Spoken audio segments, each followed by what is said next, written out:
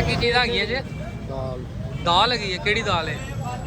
ਮਾਂ ਮਾਂ ਦੀ ਦਾਲ। ਤੇ ਇਹ ਇਹਦਾ ਧਨੀਆ ਤੇ ਇਹ ਕੀ ਗਾ ਜੀ? ਪੀਠੀ। ਇਹ ਪੀਠੀ ਕਾਦੀ ਬਣੀ ਹੁੰਦੀ ਜੀ? ਬੇਸਨ ਦੀ ਬੇਸਨ ਦੀ। ਜ਼ਬਰਦਸਤ। ਤੇ ਇਹ ਬਣਨ ਕੀ ਲੱਗਾ ਜੀ? ਕਤਲਮਾ ਕਤਲੰਬਾ। ਲਾਹੌਰੀ ਕਤਲੰਬਾ।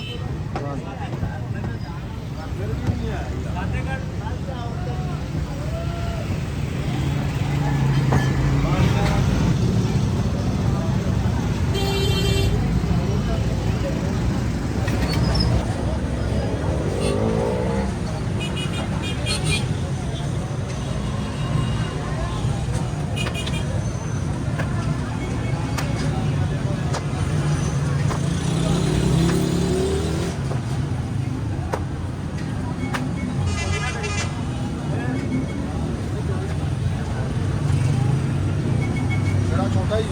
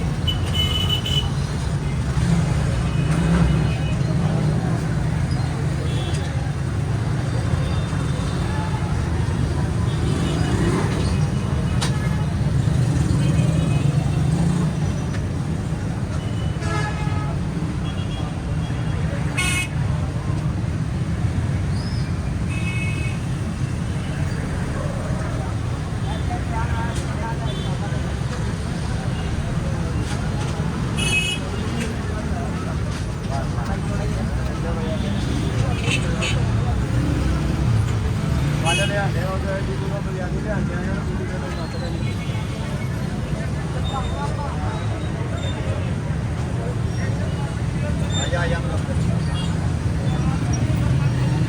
ಎಂಡ डाला ऊपर।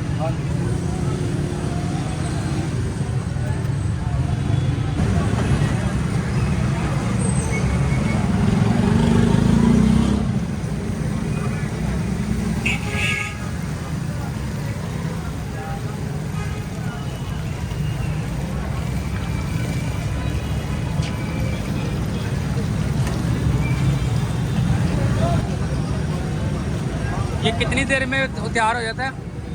बस हो गया हो गया।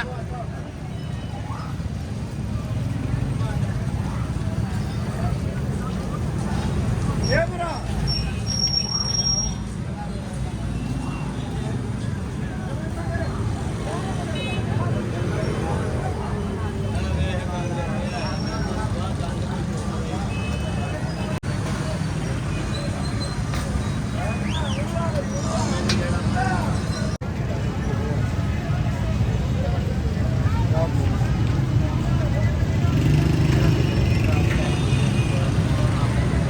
कितना वजन होता है? किलो सवा किलो किलो सवा किलो। और रेट भी बता दे देना।